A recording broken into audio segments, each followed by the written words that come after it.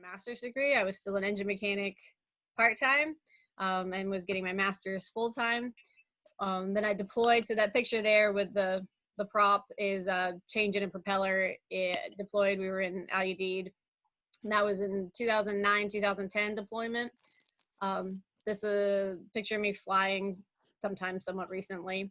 It's my baby girl, Maya, down there. I looked through my somewhat recent pictures to show you a picture of Mackenzie, my youngest daughter. It turns out I have 0 pictures of my entire family together.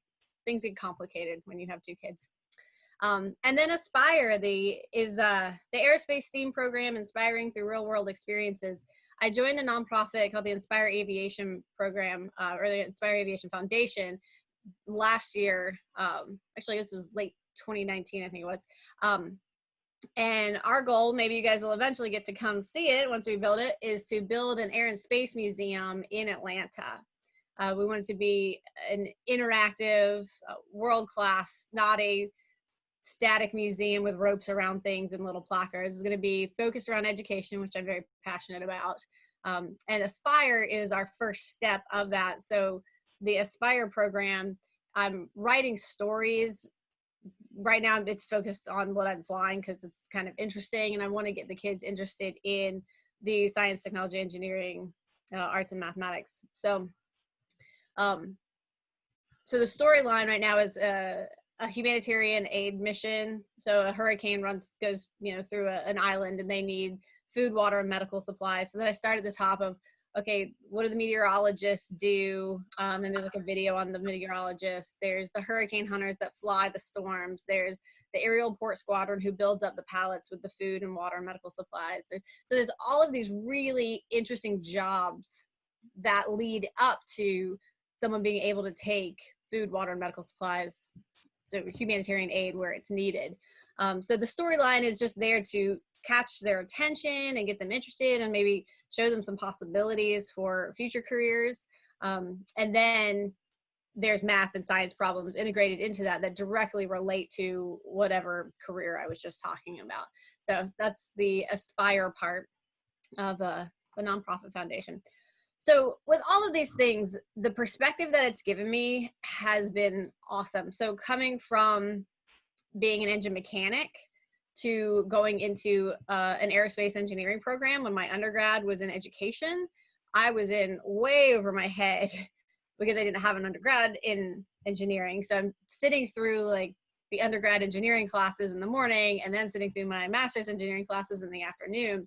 And the only way I survived that program at all was because I had had my hands on the engines. I'd fixed engines, I'd taken them apart. And the students in the master's program, most of them had never touched an engine, never really touched a 3D functional engine. And so they're all, reading the diagrams in the book, which is great. And like the theory needs to be understood as well. But that was an interesting perspective for me, that being able to actually touch a working engine and make one work if there's something wrong with it was invaluable in my engineering training, as well as once I had my master's in aerospace engineering and I got a job at Delta Technical Operations Center. Having been a mechanic, I was now writing repairs for the mechanics to accomplish. But a lot of times the engineers would write the repairs such that the book said, like, they didn't really know how an engine went together and like what the tolerances realistically could be on an operating engine versus what the book would say. So the engineer or the engine mechanics and I had a really good relationship because we knew how to communicate a little better because I'd come from being an engine mechanic. And now being a pilot, having that engineering, maintenance, and design background, I have a really good grasp of what's going on when we're flying the airplane. And if we have a problem, understanding what could have caused it, where it came from, what could we do to work around it. So having this very non-linear path to get where I am now has been really interesting for me, and I think really helpful in a lot of regards. So don't know really what you guys are majoring in or what you guys are thinking about going forward, but I started as a high school math teacher and now I'm an Air Force pilot, and I didn't get there in a straight line, but it was an awesome experience getting here, and all of those experiences make me a better, well-rounded pilot now. So you don't have to go somewhere in a straight line is the long and short of it. Now let's talk about C130s. So C130s, there are a ton of variants of the C130s. Here are some of them. There's the C130 slick version, which is what I have flown for the most part. It's kind of the jack of all trades. So we do, I'll go through a little more of this, but we do all of the things basically. So all of your basic air land, airdrop, assault landings, all of the things you would expect a tactical cargo plane to do. The AC-130, call sign Spooky, is the gunship, which is pretty badass. I have not flown any of the Spec Ops stuff. So they've got the gunship, the MC-130s, the Combat Talons, also Spec Ops. EC-130s, call sign is Compass Call. They're electronic surveillance, so they pile a bunch of electronics in the back of a C-130 and they go orbit somewhere to help with communications. There's a KC-130 that can do refueling. WC-130, which are the Hurricane Hunters. It's the Weather Reconnaissance Squadron. I have flown those. I'll talk about those a little bit later. The LC-130, outfitted with skis to land in the Arctic, was pretty neat too. The YMC-130, the JATO, if you guys knew about the little piece of history here. So they set it up, JATO, the Jet Assisted Takeoff bottles, and they were going to go do a hostage rescue, and they had to essentially land on a soccer field. And they did a couple of test runs, so doing like a short takeoff and short landing. And at the very last training run that they were doing with it, they fired the bottle like literally a second too early, which stopped the C-130 midair, which made it fall out of the sky and like broke the wings off. And so unfortunately for the hostages, they then had to wait at least another year until they got rescued. So yeah, look that up if you're interested. It was really unfortunate, really cool, almost capability. They just decided the liability was way too high after they broke a plane firing the bottle too early. And then there's the Blue Angels Fat Albert, which is awesome that that's a C-130 and that they get to fly in air shows and they get to do the 0G. And that's just a sampling of the C-130s. The C-130 has been outfitted for more missions than any other airframe. It's very versatile. It's very nimble, if you will, for a cargo plane. I love flying it. It feels, when you see the C-130, like it's a cargo plane. I mean, it's a big plane, but it's small enough to be nimble. We get to fly low levels. We're really pretty nimble in the mountains. We've got pretty good climb ability, so we can get out of, so if you get like down and you have to do an airdrop in the mountains of like Afghanistan, you still have the power to climb up over the mountains and get out, which the C-17s don't have the climb capability as much. So C-17s can carry a lot more stuff. C-5s can carry a whole lot more stuff, but they break if you just look at them funny, so they're not that practical. Let's look at some capabilities. Oh, okay, so I've flown both these airplanes. This is the C-130H on the left, which is a very gauge heavy. And then there's a C-130J on the right, which is kind of cool. They've the whole new avionics package in the J model. That's the airplane I started in, was the J. You'll notice the fancy HUD here. So it's basically a fighter's HUD. It's really cool to fly with. And then we've got what's essentially 4 iPads kind of down here. They're glass, we call glass, so we can switch up the displays that are on them, giving us different information at different times. So that's kind of cool. It's technologically far more advanced than the H model. And then I was flying these out of Keesler, which is also where the Hurricane Hunters are, but I've always lived in Atlanta. And then when I was pregnant with my first daughter, I was working a full-time job and commuting to Keesler to fly. And then, I got married, and at some point I was having my first daughter and was like, this is not going to work. There's no way I can commute with the baby. So I interviewed at Dobbins, which is here in Atlanta. And they have the H variant, the C-130H, which I was absolutely dreading going to after flying the more advanced J model. I was like, oh my gosh, this is going to be awful to fly this antiquated H model. turns out I love flying the H model. It's really a pilot's airplane because it doesn't have any of the automation. The autopilot is terrible. You get to hand fly everything. The HUD is super nice. I do miss that. And it looks like this all of the time. So it's essentially cluttered looking all of the time, but you get used to that. So it's not, as clean looking as a J model, but I was surprised how much I actually loved going back to an older plane to fly. So those are the two big differences in the J's right now. There's a whole lot of variants on the H's, and there's some variants on the J models at this point, but that's basically the two looks in a C130 cockpit. Some of our capabilities, we do air, land, inter, and intra theater. We are not the best for taking things across the pond, if you will. It takes us forever. It takes us at least 3, sometimes 4 days to get from here, depending on where we're going in like Southwest Asia area. So typically the C-17s will do that haul.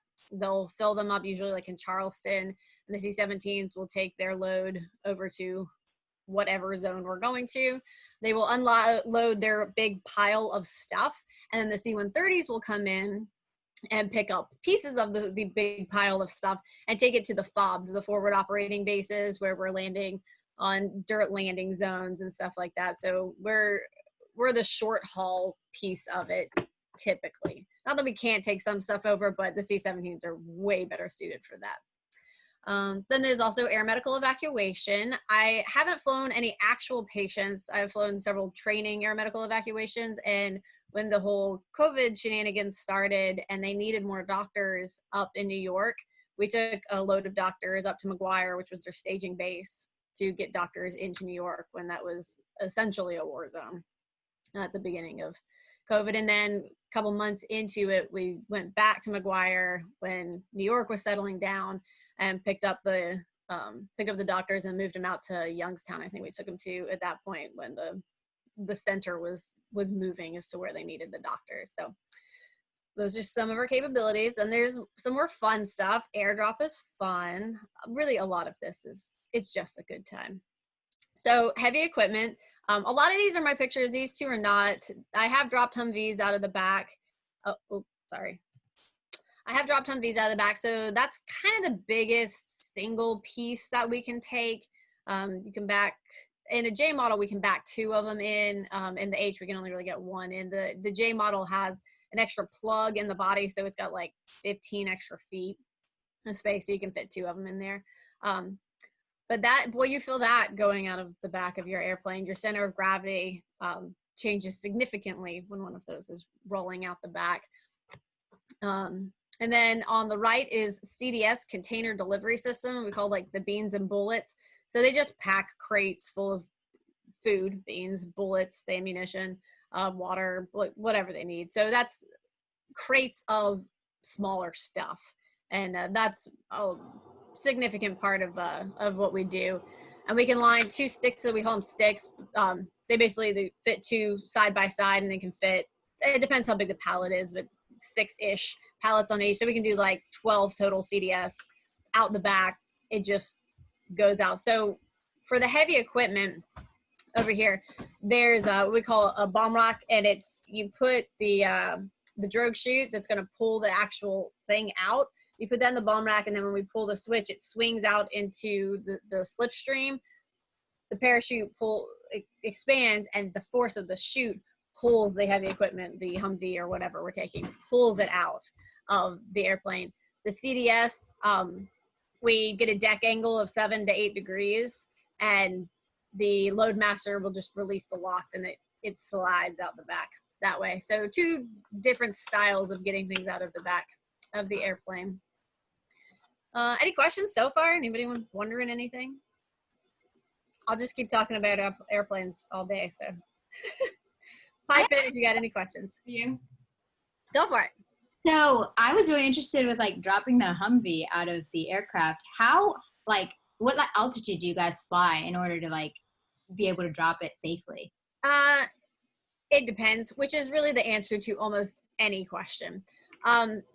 It depends. So the altitude is somewhat dependent on what we're dropping, but usually there's a minimum AGL, above ground altitude, level that we drop things at, because we have to give the parachutes enough time to open.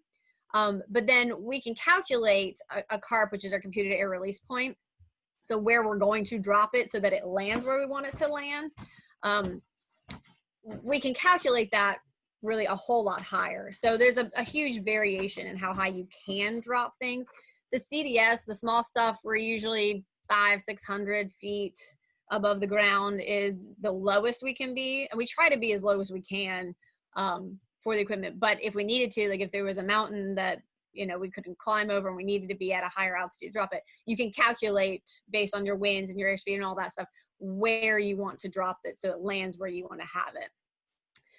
The heavy equipment, 1,000 feet AGL above the ground, but again, it's somewhat variant. So you can be not that high all the way up to really high, especially if we have J-pads, which it has a little GPS on what we're dropping, and it's programmed to land where it's supposed to land, because there's only so much you can calculate with the wind. So we can drop like a balloon if we're not in a hostile area and we want it to be precise. Like you can do one pass and drop basically a balloon that'll go down and tell you the wind speed as it goes down, and then you can put that into our computer and get a more accurate CARP, a more accurate release point.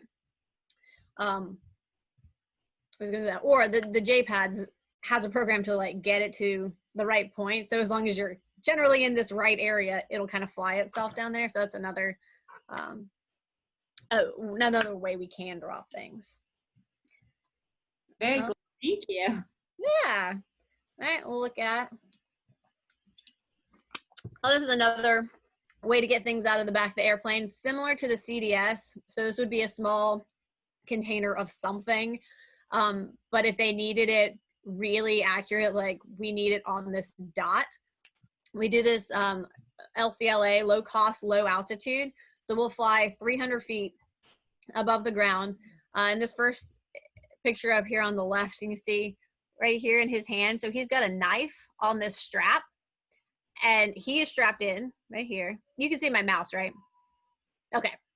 So he's strapped in right here, so our loadmaster doesn't fall out of the airplane.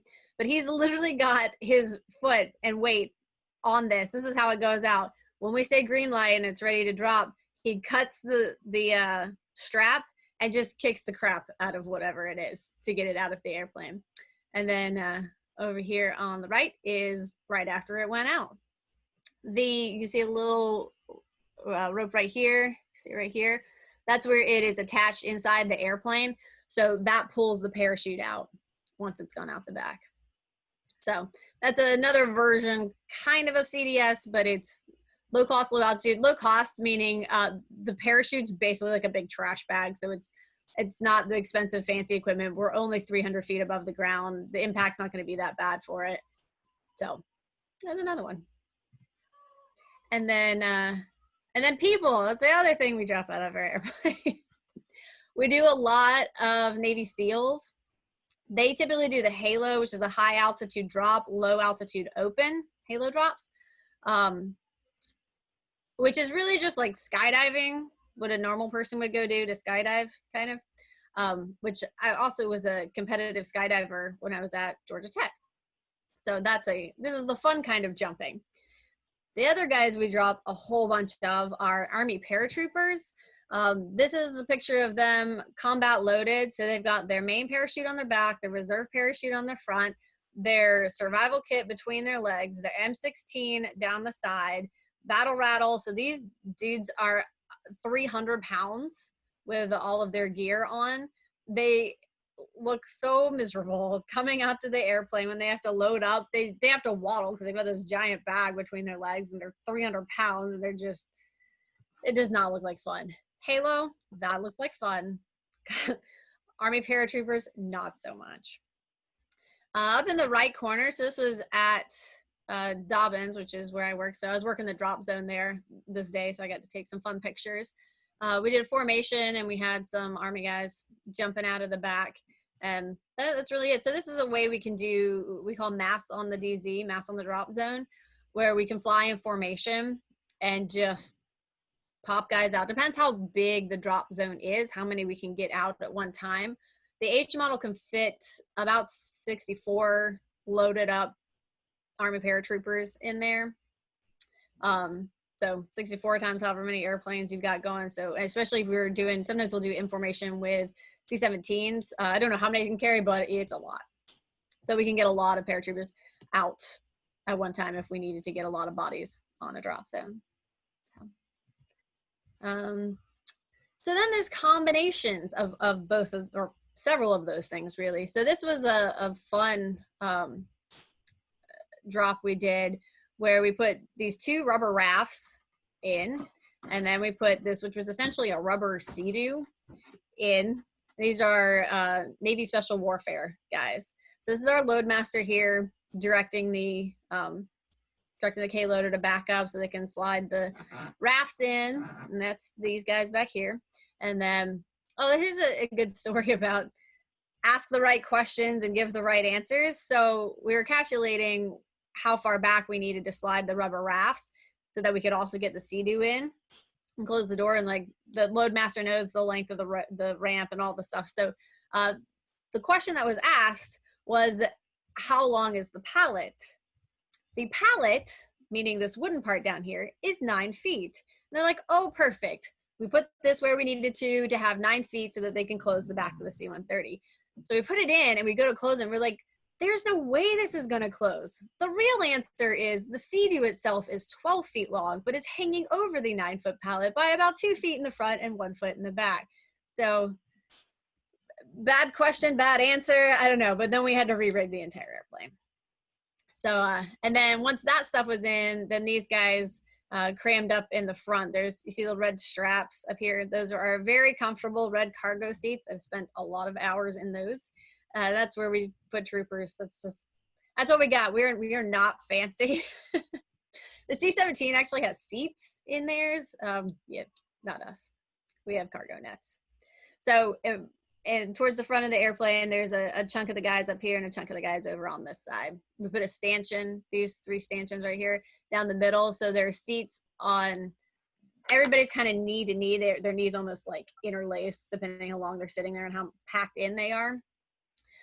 So there's on both of those sides, like they can sit in the middle, both facing out, and on the outsides of the airplane facing in.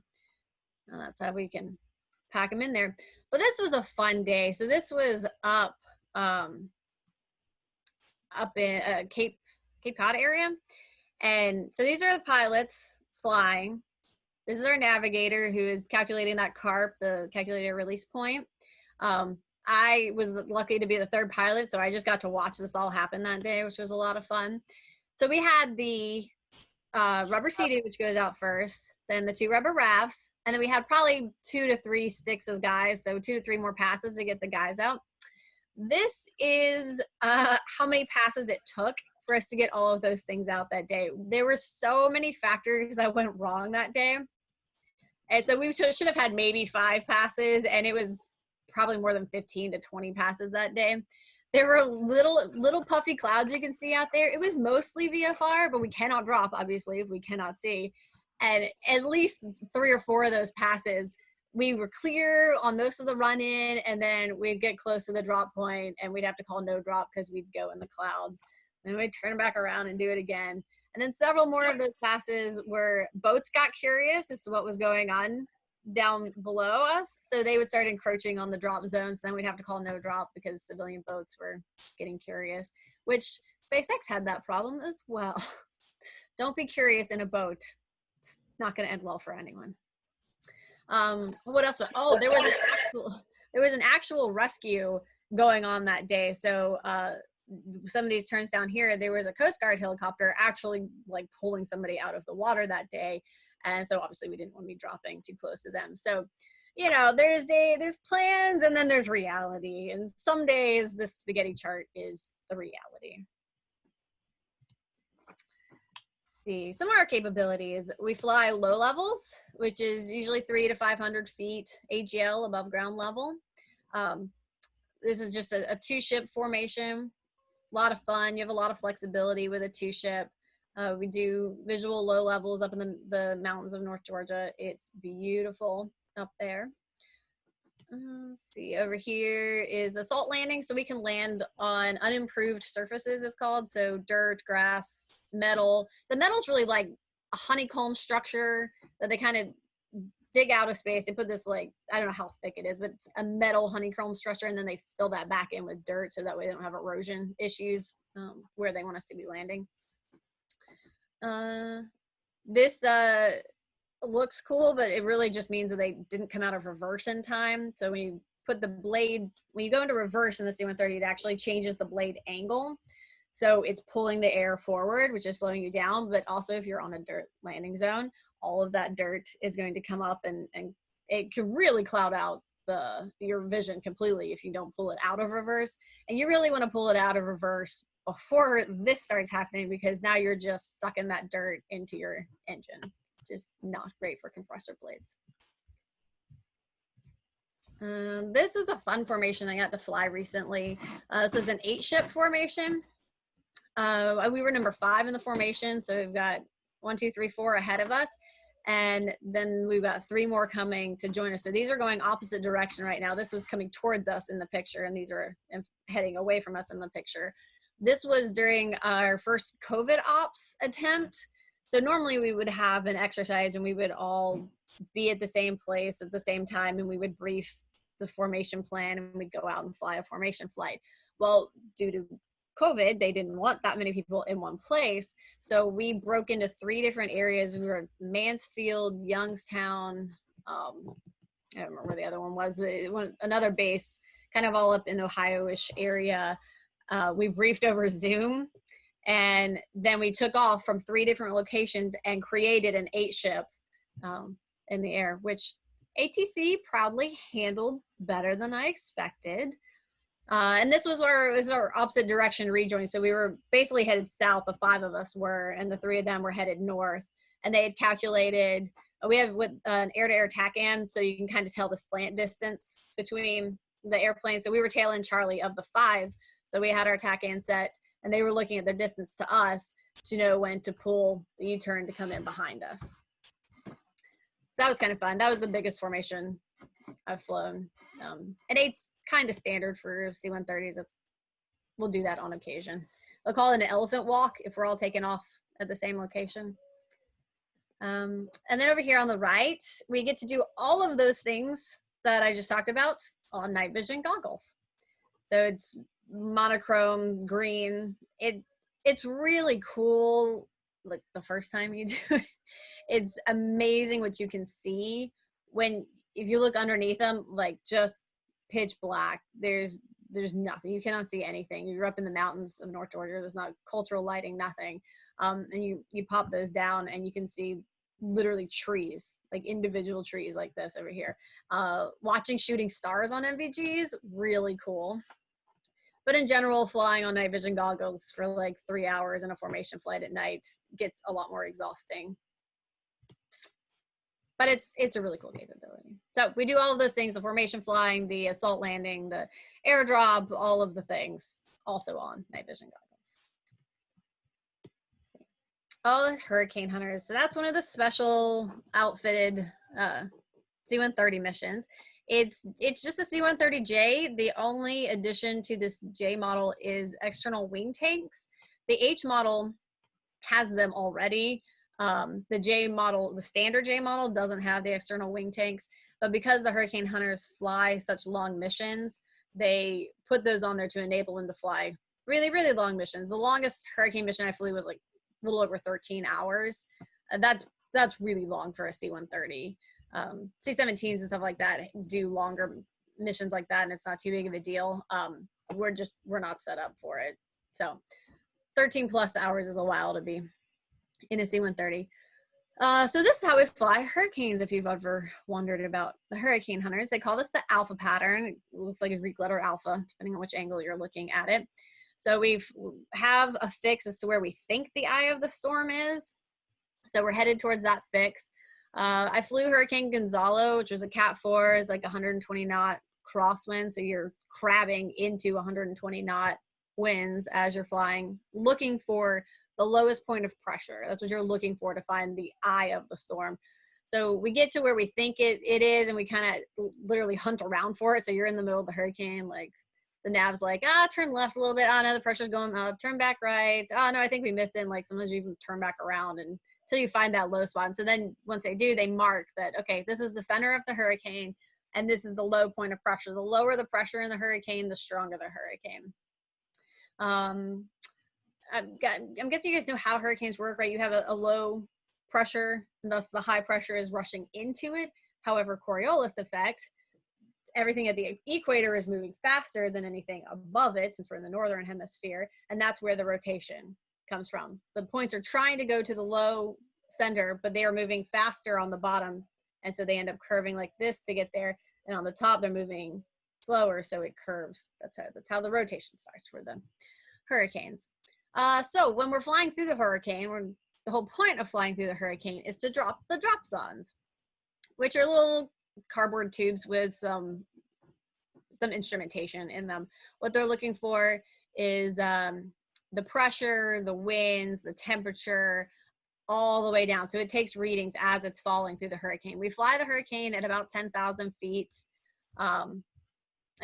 Typically that's where we're at when we're looking for it. We'll do a lot lower than that if it's what they call an invest, which it hasn't completely completed its cycle. So like they're seeing some sort of rotation out there, but we'll fly the 4 quadrants to see if the wind is actually tracking in a complete circle all around it. And once that happens, that's when it becomes like the tropical depression, tropical storm. Then once it starts spooling up, it gets its hurricane names. Yeah, so we drop the dropsondes. We'll drop the dropsondes as we're flying through the storm, but really the critical parts are the eye wall, which is usually pretty aggressive, and then the eye of the storm.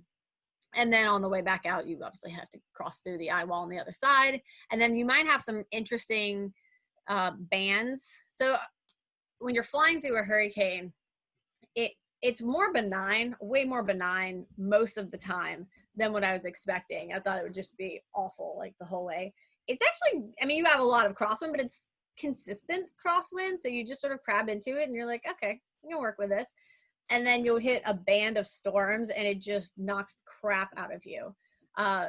Interesting things while you're flying a hurricane in an airplane is you can't overstress the wings. So you don't want to fly faster than for a C130, 180. It's just the wings aren't stressed to handle it. But you also can't pull your power back because you are ingesting so much water into those engines. You don't want your engines to flame out. So it's this interesting balance of keeping power on the airplane, but not going more than 180 knots. And the variable that we don't normally get to play with when we're flying around in the States is altitude, because nobody else is in the hurricane. So if you need to slow down, you climb. And that's how we maintain power on the aircraft and also not overstress the wings. Yeah, any questions about that? That's kind of a different mission. Yeah. All right. Let's see. These are some pictures from Gonzalo. So this is what your radar will look like. Not typically what a pilot wants to see on the radar. It's pretty interesting when you get into bands like this. So this is like it was in the eye, so you can see like full circular around you going through the eye wall. There's no good way to get through it. You just punch through it. And over here you can see a little bit of the rotation. Kind of cool. These are some views from my office. Not a bad job. This is the J models flying formation with a J model. So these two were down at Keesler. This is the HUD, which is really awesome to have all of the information you need right in front of your face while you're looking out. Whereas in the H model, like all of your information is below the horizon line. So your cross check has got to keep going up and down. We got to fly really cool formation, low level in Colorado up in the mountains. That was absolutely beautiful. Oh, one of my favorite things to see up there is from down here with the horizon, rainbows, we just see the top half. When you're in the air, you can see sometimes all of it. So sometimes you'll actually have a rainbow circle. And in this case, we actually were flying like through the rainbow in a circle. It was really cool. Of course, by the way the light reflects, by the time we got to it, we couldn't see it anymore. But as you're flying into it, you're flying into a circular rainbow. It's kind of cool. Any questions?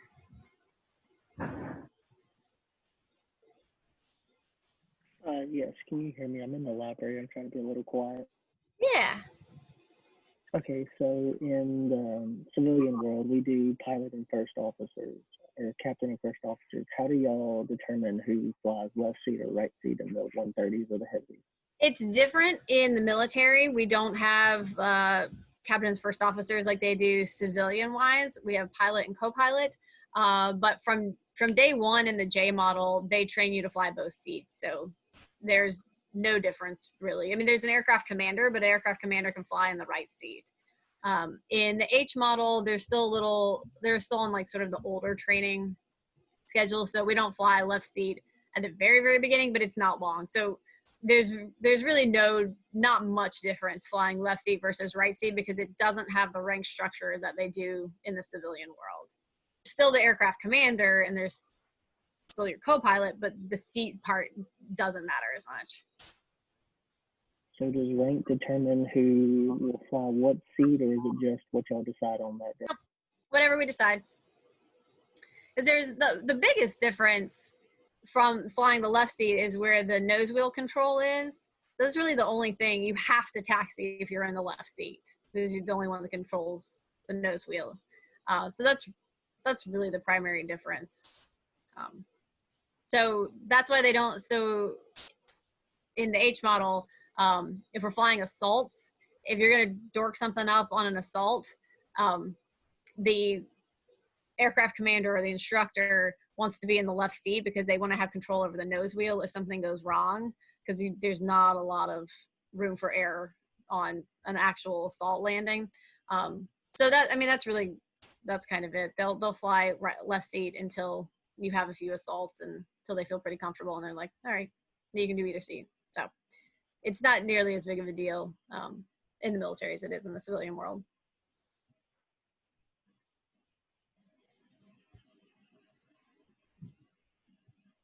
No questions? I have another one if no one has one. So this one's a little bit more kind of like deep, I guess you could say. But do you have any advice of how, I guess, for us going into the industry, how we can manage a family and a career, just kind of going through as we continue? Yeah, it's tough. It is. There's no good answer. You still only have 24 hours in a day, and you have to figure out where those hours are going. There were years where I didn't sleep. Don't recommend it. It is not healthy. It is not good for anybody. But you have your 24 hours and you have to figure out who's getting what hours if you're going to school or if you've got a full-time job or if you're flying in the military or if you've got a family, if I got married not long after pilot training and I was gone 3 of the first 5 years we were together. Like, that's not great for a relationship. And then I have kids. I got 2 of them now, and like I feel bad when I'm at work and I'm not with them, but I tried staying home full time with them for a little while too, and I couldn't do it. Like, I needed to get out. I needed to talk to adults. I needed to fly airplanes. So I'm finding that balance now. I've actually been working full time for the last 3 months, and it's too much. So working full time has been too much. Not working was not enough. But it turns out with the reserves that I can work part-time, and it's pretty much on my schedule. So as a reservist pilot, I tell the scheduler, okay, during the month I'm available on these days, or I'm not available on these days. So I really get to pick when I want to be available and when I want to fly. And I can tell them, hey, I only want to fly once a week, or hey, I want to fly 3 times a week. Put me on the schedule as much as you can. So the reserves is awesome. The reserves has allowed me to do some really awesome things and have some great experiences while still having a family and going back to school. And I also had several full-time jobs in the middle of all of that. So the reserves, that's what I recommend. So it really wasn't meant to be a military plug. It's just, that's what's enabled me to do these things. And I've really enjoyed it. Thank you. Do you have any questions for us, as for any of us to answer? Yeah, so what do you guys do? What is this group? So the Women in Aviation group? So like, are you guys training to be pilots? Are you just interested in aviation? Or you like, yeah, what are you guys doing there? Yeah, so we are a chapter of the Women in Aviation International organization. So it is a co-ed organization. So that's why we have girls and guys, which is awesome.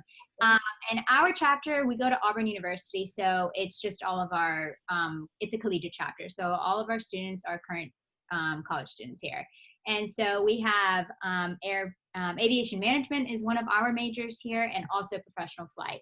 So within the chapter, we have people that are working on all of their ratings, and we also have people that are on the more management side that might be interested in ATC, anything like that, which is really cool to be able to kind of have everyone together here. And so as a chapter, we just focus on professional development. So being able to reach out to people, guest speakers like yourself, to come and speak to us and kind of see what is it more in the industry than just, what else can we kind of learn about, I guess you could say. Community service is a big thing. We normally have a Girls in Aviation Day in October. Unfortunately, because of the pandemic, it's not in person, but they are releasing an app that comes out this Saturday. So that's one of our jobs as a chapter, is kind of promoting the app and submitting content to the app as well. So that's what we'll be working on this semester as a chapter. And then hopefully they'll be able to upload that stuff in the spring or next summer, because the app will be available year round, which is the good side of it, being online. But hopefully next year we'll be able to go back to our in-person event that we have. General aviation aircraft from the community, people bring those out. Last year, Endeavor brought one of their CRJ 200s over to us, and it's just a time we have activities for the kids to play around, and then we have companies that also come for the older kids. So it's really, that's what our chapter kind of focuses on. And then of course we have student involvement, so having just all of our chapter members being able to get together and learn more about the aviation industry. That's awesome. Yeah, for sure. It couldn't have been that boring. You guys really don't have any questions? Come on. Okay, I have a question. It might be kind of silly, but when you're on top of a hurricane, like, is it, whenever you're doing the hurricane missions, is it turbulent at all? Like, I know you have that wind, but how does that? So first, we're actually not on top of, we are in the hurricane. So at 10,000 MSL, you're in the hurricane. And it was, most of it was just that crosswind, which is pretty aggressive crosswind, but it's tolerable for tolerance. But then you can see on the radar where I had like the red band, there's no getting around that, and it will knock the crap out of you. You'll be like, you're fine, you're fine, you're fine. And then all of a sudden you're like, oh, I hope I don't die today. Where you're trying to keep power on the engine, you're trying to not go too fast, overstress the wings. Like, it gets real sporty there for 30, 45 seconds, maybe a minute. And then you get through that band, and you're like, okay. And now it's really calm again. By calm, you still have your 120 knot crosswind, but it's not turbulent. So most of it is pretty benign, except when it's not. Wow. Thank you. Also, another question about the hurricane flying. Okay. How, and I may have missed this, how long does that mission usually last? It depends where we take off from. So we forward deploy to St. Croix, which is not the worst deal ever. So we fly typically out of Croix when the hurricanes come off of Africa. So when we're flying them out of there back and forth until they start encroaching on St. Croix territory, and then we usually back up to Homestead in Florida and fly them out of there if they're gonna make their way like into the Gulf or go up the East Coast. So those are typically our two staging points. We can stage other places depending if it's going up the East Coast. We might go like Savannah or something. So St. Croix is usually our starting point. They have a whole Hurricane Center down there, like set up for us. We've got extra props and like a maintenance hangar and stuff down there. So like that's our first base that we typically go to. So if we're flying out of there, it might be like 3 hours to get to the storm, and then you fly the storm for 3, 4, 5 hours. It depends how many, they call them fixes, so how many times they want us to pass the center. And NOAA decides all that, the National Hurricane Center. They decide when they want the fixes, how many fixes they want flown. So then, and then we figure out, okay, well, this airplane is going to go fly 3 fixes, and then this airplane is going to go fly 4 fixes. So like we kind of pass each other, like coming back from the storm, and the next one's going into the storm, depending on when the fixes are and stuff like that. So the longest mission I was on was 13 plus hours, and that's pretty long for a mission. Like 8 to 10 ish that's kind of normal. Wow, thank you. Sure. I have one, just, I don't know what you can say and what you can't say, but what is, or I guess the story of the scariest or the most interesting kind of experience that you have had while flying the C130? Really just been a lot of fun stuff. I haven't, deployed as a pilot. I deployed when I was an engine mechanic. And then due to me switching units and having 2 babies will screw up your career. I have not deployed as a pilot, so I don't really have a whole lot from like Middle East, which is typically what we do when we deploy at this point. Although it sounds like most of that stuff is just air land. They're not doing a whole lot of airdrop over there right now. Although the world's in flux, so who knows what's coming next. So the Rally in the Valley, which was the COVID type mission that we did recently, that was really cool. We got to fly in the mountains of West Virginia. We did that 8-ship low level. We got to do assault landings on an actual dirt strip down there with a MOG, which is max on ground of 1. So like you land and you turn around and you take back off opposite direction because there's not enough room to do anything else. There's no other airplanes down there. You just would unload something if you needed to or whatever at a place like that. So that one was really fun. There's really so many things I do. Flying the low level in Colorado, where there's like Gunsight Pass, where you have to tilt your wings to like fly through it. Like that's really fun. I flew at Attic, which is our one of our more technical trainings.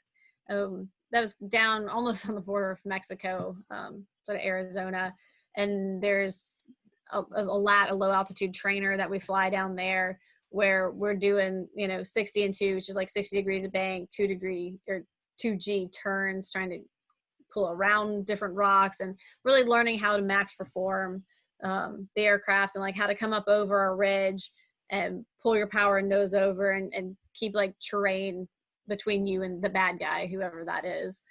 So that was a lot of fun. So there's been a lot of really cool experiences. It's not like, none of it's that scary. I've been in, like, I had to shut an engine down when we were at Attic, but we trained for that. So it's not scary when it happens. You just do what you're trained to do. So that's a lot of our training is emergency training. So when something happens, you know what you're doing. Like, we know how to shut an engine down. We know how to fly with 3 engines.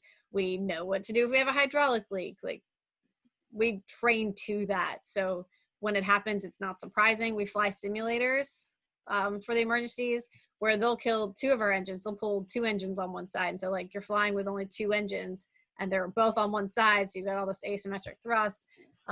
So that if that ever really happened, it's not scary. Like, you don't freak out. You just do what you got to do and get the airplane down on the ground. And the military is also pretty decent at training you to not freak out. So you do what you got to do. You can freak out